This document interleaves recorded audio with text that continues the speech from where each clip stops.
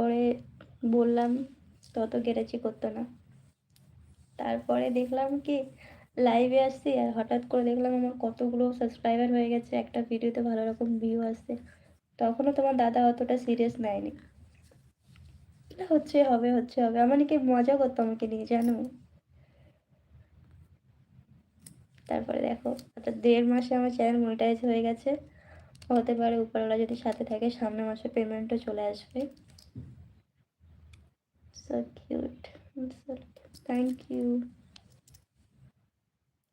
তুমি বলেছিলা কি 1 জানুয়ারির মধ্যে হবে, 31 জানুয়ারির মধ্যে হবে।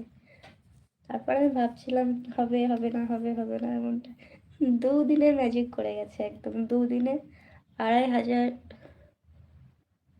2,500 3,000-এর মতো তোমার ওয়াচ টাইম পুরো হয়েছে শুধু 2 দিনে।